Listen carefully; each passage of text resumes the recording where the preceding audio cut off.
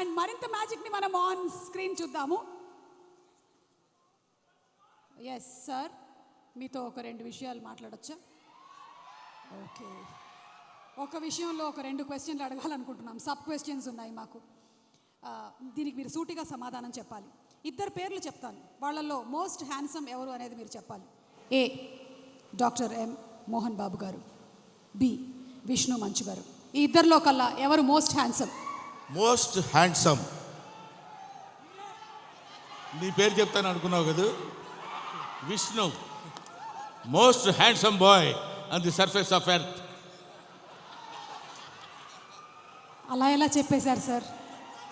ఇంకేం అడుగుతావు అడుగు. ఒకవేళ కనుక మోహన్ బాబు గారు సినిమాల్ని మిమ్మల్ని హీరోగా పెట్టి రీమేక్ చేస్తే ఈ 3 సినిమాల్లో నుంచి మీరు ఏ సినిమాలో చేయాలనుకుంటున్నారు? ఎందుకు? A Alludu Garu, B Pedarayudu, C assembly rowdy. Assembly rowdy.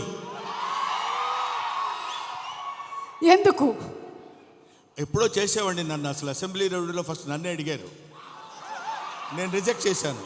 ఎందుకంటే అది పూర్ సబ్జెక్ట్, దాని గురించి పెద్ద మనకెందుకు అనుకున్నాను. బట్ మోహన్ బాబు గారు వచ్చి రిక్వెస్ట్ చేసి నేను చేసుకుంటాను, దయచేసి నాకు ఆ అవకాశం కల్పించండి అని ఇంటికి వచ్చి ప్రాధేయపడితే ఏం చేస్తావు సుమా? సార్, దీని వెనకాల ఇంత కథ ఉందా? ఇప్పటి వరకు మాకు తెలియలేదు. యమదొంగలో కూడా ముందుగా మిమ్మల్ని అనుకున్నారంట. యమదొంగ నన్ను అడగలేదు, ఎందుకంటే ఆ యముడు అట్లాంటి క్యారెక్టర్లకు ఆయన సరిపోతాడు. బయట సరిపోతాడు, సినిమా సరిపోతాడు. Okay sir, critical question.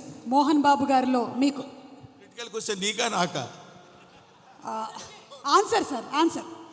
Mohan Babu గారిలో మీకు నచ్చే ఒక విషయం, నచ్చని ఒక విషయం, 2.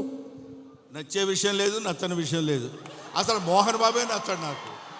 Yes sir, what are you talking? పోతాను అనుకున్నారు సార్, నేను అవాక్కయ్యాను. నువ్వు అవాక్కైనా నాకేం అభ్యంతరం లేదు, కానీ మోహన్ బాబు నాకు నచ్చడు. ఎందుకు సార్? రీజన్స్ చెప్పాలా? 1, 2, లక్ష, కోటే? వదిలే తల్లి, ఇప్పుడు అట్లాంటి విషయాన్ని అడగొద్దు.